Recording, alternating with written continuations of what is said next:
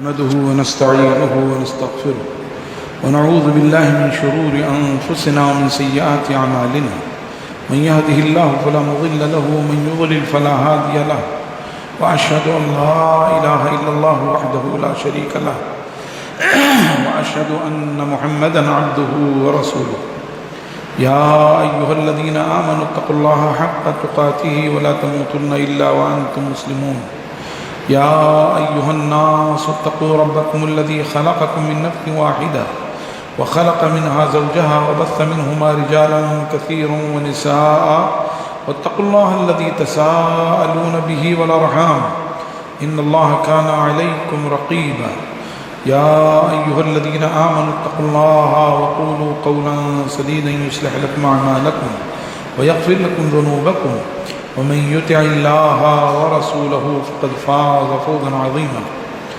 أما بعد فإن خير الحديث كتاب الله وخير الهدي هدي محمد صلى الله عليه وآله وسلم وشر الأمور محدثاتها وكل محدثة بدعة وكل بدعة ضلالة وكل ضلالة في النار. أعوذ بالله السميع العليم من الشيطان الرجيم من همزه ونفخه ونفثه. بسم الله الرحمن الرحيم. وممن خلقنا أمة يهدون بالحق وبه يعدلون والذين كذبوا بآياتنا سنستدرجهم من حيث لا يعلمون وأملي لهم إن كيدي متين أولم يتفكروا ما بصاحبهم من جنة إن هو إلا نذير مبين أولم ينظروا في ملكوت السماوات والأرض وما خلق الله من شيء وأن عسى أن يكون قد اقترب أجلهم فبأي حديث بعده يؤمنون من يضلل الله فلا هادي له ويذرهم في طغيانهم يعمهون. محترم حضرات، سورہ اعراف کے 23ویں رکوع کی بعض آیات آپ کے سامنے تلاوت کی گئی ہیں، جس میں اللہ تبارک و تعالی نے گزرے ہوئے انسانوں کا ذکر کیا ہے اور یہ بتایا ہے کہ ہم نے جنہیں پیدا کیا ان میں ایک ایسی جماعت تھی جو راہیاب تھی اور حق کی طرف توجہ کرنے والے اور حق پر مائل تھے، اور ساتھ ہی ساتھ کچھ ایسے لوگ بھی گزرے جنہوں نے ہمارے آیات کی تکذیب کی. تو وہ لوگ جنہوں نے ہمارے آیات کی تکذیب کی، ہمارے احکام سے منہ موڑا، ہم نے ان کے ساتھ استدراج والا معاملہ کیا.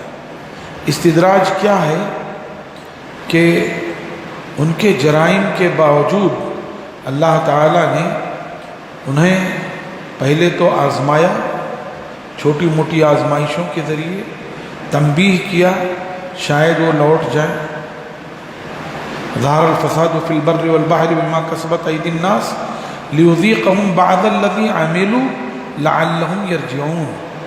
کہ جب خشکی اور تری میں فساد ظاہر ہوا لوگوں کے سیاہ کارناموں کی وجہ سے، ان کے کالے کرتوتوں کی وجہ سے، تو اللہ تبارک و تعالی نے پھر انہیں عذاب سے دوچار کیا. اور اس میں حکمت یہ تھی کہ لوگ سیدھے راستے کی طرف لوٹ جائیں لعلہم یرجعون. لیکن جب وہ نہیں لوٹے تو پھر اللہ تعالیٰ نے ایک دوسری شکل اختیار کی کہ انہیں ڈھیل دے دیا، ان پر آسانیاں فراہم کر دی، نعمتوں کی بارش کر دی، سہولیات مہیا کر دی، اور پھر وہ اسی میں مگن ہو گئے، اسی میں مست ہو گئے، یہاں تک کہ جرائم میں اپنی انتہا کو پہنچ گئے. پھر اللہ تبارک و تعالیٰ نے ان کی گرفت کر لی اور پھر وہ اس سے بچ کر نکل نہیں سکے.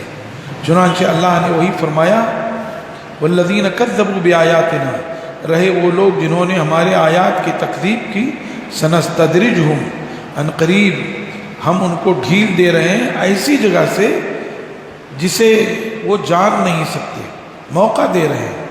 وَأُمْلِي لَهُمْ إِنَّ كَيْدِي مَتِينٌ، اور ہم انہیں مہلت دیے جا رہے ہیں، یقیناً میری تدبیر بڑی سخت ہے، میری چال، میری تدبیر بڑی سخت ہے کہ پھر وہ اس سے بچ کر نکل نہیں سکتے. یہ گویا اللہ تبارک و تعالیٰ نے کہہ کر کے لوگوں کو چوکنا کیا ہے، ہوشیار کیا ہے۔ اولم یتفکروا ما بصاحبہم من جنہ، کیا ان کفار مکہ کو، ان قریش کو اور مشرکین عرب کو اتنا بھی سوجھ بوجھ نہیں ہے، اتنی بھی غور و فکر نہیں کرتے؟ اولم یتفکروا، کیا وہ غور و فکر نہیں کرتے؟ ما بصاحبہم من جنۃ، کہ ان کے ساتھی کو یعنی محمد صلی اللہ علیہ وسلم کو کوئی جنون لاحق نہیں ہے۔ نبوت سے پہلے 40 سال تک کی آپ کی زندگی ان کے سامنے صاف شفاف اور بے داغ رہی ہے، اور وہ لوگ عقل کے اعلیٰ معیار پر آپ کو سمجھتے رہے ہیں، وہ آپ کو امین اور صادق کہتے رہے ہیں، اور اسی کے ساتھ ساتھ وہ آپ کو جو ہے ہر مجلس میں آپ کو آگے بڑھاتے رہے، اور جو ہی آپ نے توحید کا نعرہ بلند کیا، ایک الہ کی عبادت کی طرف دعوت دی، اللہ کے ساتھ کسی کو شریک ٹھہرانے سے منع کیا، ان کا پیمانہ بدل گیا، اور انہوں نے یہ کہنا شروع کر دیا کہ ان کو تو جنون ہے، یہ ساحر ہیں، یہ دیوانہ ہیں۔ لیکن کمال یہ ہے کہ ایک وہ شخص جس کی بے داغ زندگی ہو اور رسالت کے بعد بھی اس کی زندگی ویسے ہی بے داغ ہو، جو کچھ کر رہا ہو اس پر عمل کر کے دکھا رہا ہو، جو کچھ کہہ رہا ہو عملی زندگی میں اس کو نافذ کر رہا ہو، یہ مجنون سے نہیں ہو سکتا۔ جس کو جنون کی کیفیت لاحق ہو، اس کے قول و فعل میں تضاد ہوگا، اس کے ہاں اطمینان کی کوئی چیز نہیں ہوگی، ایک ہی بات میں وہ بار بار پلٹی کھائے گا، کبھی کچھ کہے گا کبھی کچھ کہے گا۔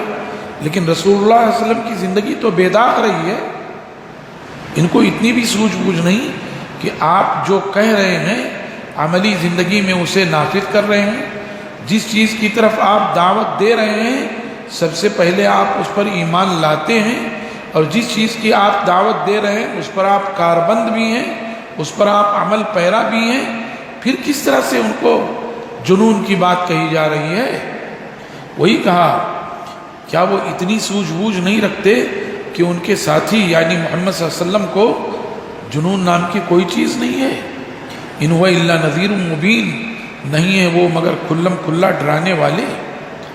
اولم ينظروا فی ملکوت السماوات والارض، کیا وہ غور و فکر نہیں کرتے زمین و آسمان کی سلطنت میں، زمین و آسمان کی بادشاہت میں؟ وما خلق اللہ من شیء، اور ان چیزوں میں جنہیں اللہ تبارک و تعالیٰ نے پیدا کیا ہے اس میں غور و فکر نہیں کرتے۔ اگر وہ غور و فکر کریں تو یقیناً ان چیزوں میں غور و فکر کے نتیجے میں ان چیزوں کے خالق کا پتہ چلے گا، مالک کا پتہ چلے گا، اور یہ کہ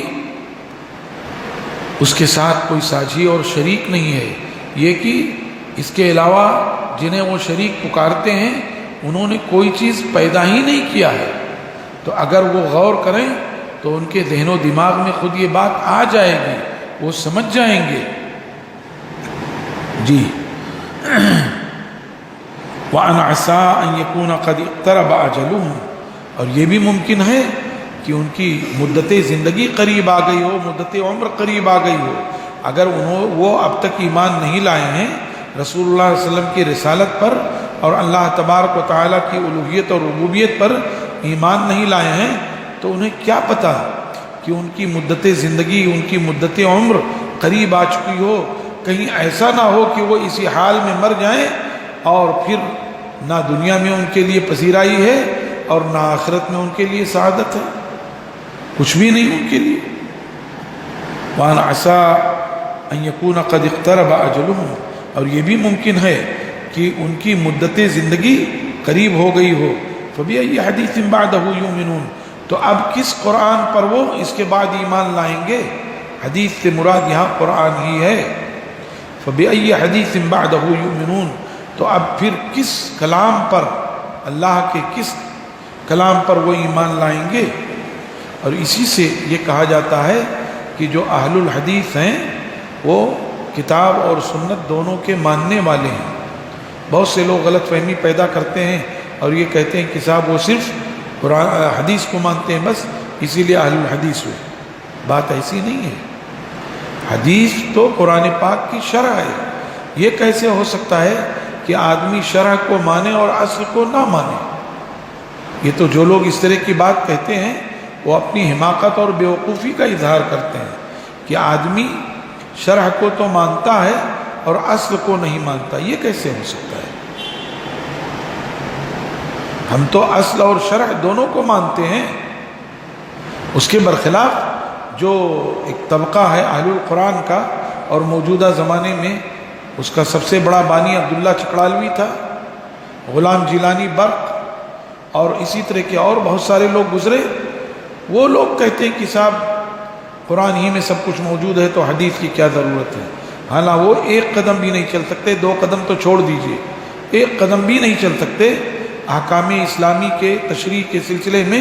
قرآن پاک میں سوائے فرائض کو چھوڑ کر فرائض کی تفصیل موجود ہے، حالانکہ وہاں بھی احادیث کی ضرورت ہے، لیکن فرائض کی تفصیل موجود ہے. اس کے بعد نہ توحید کے مسائل تفصیل کے ساتھ معلوم ہے، نہ نماز کے مسائل، نہ زکوٰۃ کے مسائل، نہ روزے کے مسائل، نہ حج کے مسائل، نہ جہاد کے مسائل، نہ حقوق کے مسائل، نہ اخلاقیات کے مسائل تفصیل سے موجود نہیں ہیں. قرآن پاک نے ان کی طرف اشارہ کیا اور جامع اشارہ کیا. ایسا نہیں کہ اس اشارے میں کوئی کمی ہے، مکمل اشارہ ہے، لیکن اس کی تشریح احادیث نبویہ احادیث مبارکہ ہی میں ملے گی. تو اسی لیے ہم کہتے ہیں کہ اہل الحدیث قرآن اور حدیث دونوں پر ایمان رکھتے ہیں. فَبِأَيِّ حَدِيثٍ بَعْدَهُ يُؤْمِنُونَ. تو اب وہ کس کلام پر اس کے بعد، قرآن پاک کے آ جانے کے بعد اب اور کس کلام پر ایمان لائیں گے؟ مَن يُضْلِلِ اللَّهُ فَلَا هَادِيَ لَهُ. اللہ تعالیٰ جسے گمراہ کر دے اس کے سیاہ کارناموں اور کرتوتوں کی وجہ سے، اس کی کٹ حجتی اور بدخلقی کی وجہ سے، اللہ جسے گمراہ کر دے اسے کوئی ہدایت دینے والا نہیں ہے. وَيَذَرُهُمْ فِي طُغْيَانِهِمْ. اور اللہ تعالیٰ ان کو ان کی سرکشی میں چھوڑ دیتا ہے. يَعْمَهُونَ. کہ وہ بھٹک رہے ہوتے ہیں. يَسْأَلُونَكَ عَنِ السَّاعَةِ أَيَّانَ مُرْسَاهَا. اے محمد رسول صلی اللہ علیہ وسلم، یہ لوگ آپ سے قیامت کے تعلق سے پوچھتے ہیں کہ اس کے واقع ہونے کا وقت کب ہے. تو قیامت کے وقوع کا وقت اللہ کے سوا کسی کو نہیں معلوم. ان اللہ عنده علم الساعہ. اللہ ہی ہے کہ اس کے پاس قیامت کا علم ہے.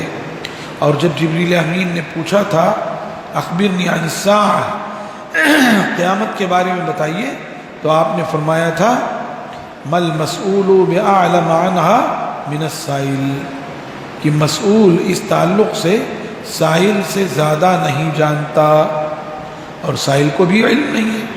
اور قیامت کا علم جو پوشیدہ ہے اس کی حکمت یہ ہے کہ آدمی ہمیشہ متنبہ رہے، چوکنا رہے، خیر کی طرف سبقت کرے. اس کے ذہن میں یہ بات رہے کہ کب کس وقت قیامت آ جائے اور ہم سعادت سے محروم ہو جائیں، نیکیوں سے محروم ہو جائیں، اللہ کی رضا سے محروم ہو جائیں. اور قیامت تو ایسی اچانک آئے گی کہ 2 آدمی باہم کپڑا پھیلائے ہوئے ہوں گے، ایک خرید رہا ہوگا، ایک بیچ رہا ہوگا، مول بھاؤ کر رہا ہوگا، اس کی فرصت نہیں ہوگی. آدمی کھانا رکھ کر کے لقمہ اٹھا رہا ہوگا اور منہ میں لے جانے سے پہلے قیامت آ گئی. حوض سے پانی نکال رہا ہوگا، پینے سے پہلے قیامت آ جائے گی. اور پھر اس کی نشانیاں بتا دی گئی ہیں کہ جب زمین میں زلزلہ ہو جائے، انسان پوچھنے لگے صاحب زمین کو کیا ہو گیا، یہ سارے خزانے نکال رہی ہے. جب ستارے جھڑ جائیں گے، قبریں کھول دی جائیں گی، سورج بے نور ہو جائے گا، یاجوج ماجوج کا ظہور ہوگا، دابۃ الارض کا ظہور ہوگا، دجال کا ظہور ہوگا، یہ بڑی بڑی نشانیاں ظاہر ہو جائیں گی. تو اللہ تبارک و تعالی نے قیامت کے علم کو، ایسی بہت ساری چیزوں کو اللہ نے مخفی رکھا ہے، اور اس میں حکمت یہ ہے کہ آدمی اپنے لیے تیاری کر لے. جیسے لیلۃ القدر کا علم مخفی رکھا گیا، اور اللہ کے رسول صلی اللہ علیہ وسلم نے فرمایا کہ اس میں تمہارے لیے خیر ہے. وہ اس لیے کہ آدمی تمام طاق راتوں میں جاگے اور لیلۃ القدر تلاش کرے. اگر وہ ایک رات واضح کر دی جاتی تو آدمی اسی ایک رات پر منحصر ہو جاتا اور بقیہ راتوں کو چھوڑ دیتا۔ ایسے بہت ساری چیزیں کہ اللہ تبارک و تعالیٰ نے اسے مخفی رکھا ہے، اور غرض یہ ہے کہ آدمی اس میں تیاری کرے اپنے لیے۔ چنانچہ فرمایا گیا، یہ آپ سے پوچھتے ہیں کہ اس کے واقع ہونے کا وقت کب ہے؟ قل انما علمها عند ربی، آپ کہہ دیجئے کہ اس کے وقوع پذیر ہونے کا وقت میرے رب کے پاس ہے۔ لا یجلیها لوقتها الا هو، اس کے وقت کو ظاہر نہیں کرے گا مگر وہی۔ ثقلت فی السماوات والارض، اور وہ حادثہ زمین و آسمان پر بڑا بھاری ہوگا کہ سب تہس ناس ہو جائے گا۔ قیامت کے وقوع پذیر ہونے کے وقت سب تہس ناس ہو جائے گا۔ لا تأتیکم الا بغتۃ، وہ تمہارے پاس نہیں آئے گی مگر اچانک ہی۔